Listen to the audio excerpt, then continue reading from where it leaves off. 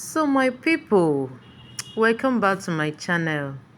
So guys, the latest update about Davido and Sophia Momodu is that Sophia refused to grant Davido the co-parenting of their daughter Imade. In the latest update, Sophia gave some reasons why she will not release the daughter for co-parenting with Davido. She made some points, even referred to late Ifeanyi's incident, which has brought a kind of heartbreak to Davido and Chioma. She went to the point of mentioning Ifeanyi's incident in order to make Davido look like an irresponsible father. So guys, I'm just going to read the write-ups so that you guys can also read with me. Child custody saga. Davido is married to another woman and they live together. The proper upbringing of our daughter by another can't be guaranteed. His controversial lifestyle will expose our daughter to trauma at her tender age, Sophia Momodu tells court. Sophia Momodu, the estranged wife of singer Davido Adeleke, otherwise known as Davido, has filed a response to the originating motion seeking custody of their daughter, Imade. Davido had filed the motion through his lawyers, requesting joint custody or unfettered access to Imade. The case was filed at the Lagos State High Court on April 17, 2024. Sophia's response comes as a counter to David's request, marking the latest development in the ongoing custody battle between the two. The suit marks LD/15A7PMC 2024 has as applicant Mr. David Adedeji Adeleke, while Ms. Sophia Momodu was listed as the sole respondent. The originating motion was supported by a 44-paragraph affidavit deposed to by Davido himself. The singer had narrated that true, he had a relationship with Momodu that led to the birth of their child on May 14, 2015. The relationship had ended some years ago, while we resolved to take care of our child as biological father and mother. Davido said that it is on record that I have been responsible for the payment of all the school fees of my daughter to provide her with the best education possible and to meet all her educational needs without a hitch. That I have also been providing money for the rent of the apartment where the respondent resides with our daughter. The singer said that as a result of the love he had for Imade, he purchased and offered the mother a 200 million watt apartment in a condominium gated community with a swimming pool and 24-hour power and water supply at Oniru, Victoria Island, Lagos. And after he claimed was turned down, he said the respondent rejected the offer to stay and live at the above-described secured Oniru apartments, which had been purchased already, but demanded that I continue to pay 5 million annually for a rented facility as my own contribution towards my daughter's accommodation. Davido said to ensure that the interest of Imade was well catered for, I bought a Range Rover Sport utility vehicle for the use of the child and the respondents to meet the transport needs, including transportation of the child to and from school, etc. But the respondent Sophia Momodu, in 100-paragraph counter affidavit to applicant originating motion, stated that their daughter is a minor, 9 years old, and as her mother, she has stayed with me all her life, and I have been responsible for her welfare, upkeep, and well being. She prayed the court that custody of their daughter should not be granted to the applicant, citing his controversial lifestyle, which, according to her, will expose our daughter to more negative trauma at her tender age. Given other reasons why custody should not be granted to applicants, the respondent stated that the applicant in his role as an artist always travels and allows many unsavory male adults around him and his house who will not be a good influence on an impressionable young female child like our daughter. They entrained from our daughter for a while and safely and sustainably establishing a meaningful presence in our daughter's life is paramount. The applicant is an artist who always travels around the world as mandated by his career and cannot possibly be with our daughter at crucial times. The applicant is married to another woman and they live together. The proper upbringing of our daughter by another cannot be guaranteed.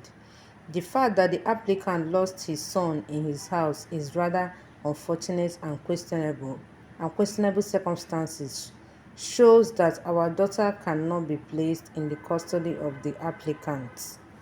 In her avowment, the respondent stated she had been the sole caregiver and primary financial provider for their daughter for the past few years when the applicant started failing in his commitment. That as a mother, my commitment to ensure my daughter's well being is unwavering, insisting that the applicant has never been denied access to our daughter, as I have stated earlier. That by correspondence dated 14th of July 2023 and 16th of January 16th, 2024, I reiterated my commitment to ensure that our daughter enjoys a healthy and supportive environment. I informed the applicant of his commitment and how the same will affect our daughter negatively if not performed. That I informed the applicant that unless he undertakes to change his inappropriate behaviors and overtures towards me, any visitation and or access to our daughter should be done elsewhere other than my residence and in the company of our daughter's nanny, whom she is familiar with and has grown quite fond of. That I know as a fact that the applicant is not fit to be granted custody of our daughter because he is not available and does not possess the ability to dutifully care for her. She explained that her relationship with the applicants began in 2014, which led to the birth of their daughter in the year 2015. That we broke up in the year 2017, and sometimes in 2020 we made up and the relationship was finally ended in 2022. According to her, throughout the checked history of their relationship, she had always attempted to break up with the applicant as I was tired of his lies and unfaithfulness. But he always used the withdrawal of his fatherly duties and maintenance for our daughter as a pawn to force me to consume the sexual relationship with him. The respondent, who is the Chief Executive Officer (CEO) of Bella Dunlop's Atlanta, United States of America, stated that contrary to paragraph 4 of the affidavit in support of the originating motion, I finally ended my relationship with the applicant in the year 2022 after years of abuse and lies by the applicant, adding that before this period, I and the applicant have always jointly been responsible for the upkeep of our daughter. That throughout the course of our relationship, the applicant has never shown true commitment or love for our daughter, as he always used the condition of my making myself available for his sexual pleasures as a precondition to visit our daughter or show some fatherly love to her. That the applicant, apart from the cravings of sex slave, only comes around to spend time with our daughter when he wants to use our daughter for his media stunts or promotions. That the applicant has always been known to go away and stop communicating with our daughter, to stop making payments of school fees and or payment of maintenance of our daughter whenever I refuse the sexual advances. That at a time when we were in Atlanta for the summer holiday 2017, the applicant kicked me and our daughter out of his house where we were staying for vacation, even though he knew we had nowhere else to go. I ended up spotting with a friend till I was able to get another accommodation for me and our daughter to complete our vacation. That further to the above, the applicant stopped all forms of communication with his daughter and only resumed same after 6 months period of my entreating him to speak with our daughter. She submitted. The respondent avowed that, contrary to paragraph 6 of the applicant's affidavit, I have been the one paying the rent of the house where I live with our daughter, that we had reached an agreement to contribute equally to the rent of the house where I live with our daughter. But when I ended our relationship, the applicant refused to contribute his quote and insisted that he could only pay 5 million naira annually as his contribution to accommodation for his daughter, knowing fully well that this amount cannot pay half the amount for our accommodation in the community where I live with our daughter. That's further to the above. At no time did the applicant inform me that he purchased a property worth 200 million for our daughter.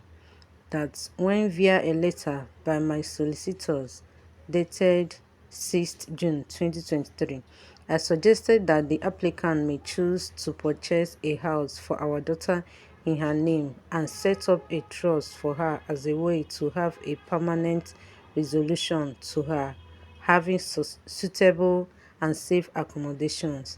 The applicant, via a letter of 14th September 2023 from his counsel, informed me that the applicant will not buy any property for our daughter, but will only contribute for the rent in the sum of 5 million per annum. That's contrary to paragraph 39 of the affidavit in support of the originating motion. Our daughter has been in my custody from birth to date, and I have been taking care of her mental, social, moral, and financial needs, even by contributing my financial commitment as agreed with the applicant. So, my people, this is how the situation of things is now between Davido and Sophia Momodu. So, guys, what do people have to say about this? Because I really feel that Sophia is taking this too far. I know that nobody is above mistake. Davido must have made a mistake at some certain point, but that does not mean that she would deprive him of having access to their daughter, Imade. So, guys, I would like you to drop your own contribution concerning these latest updates. I will appreciate that. Drop it on the comment section. Let's continue from there. So, thank you guys for your time, and please do remember to subscribe, like, and share this video. I will appreciate that. See you guys on my next video. Bye for now.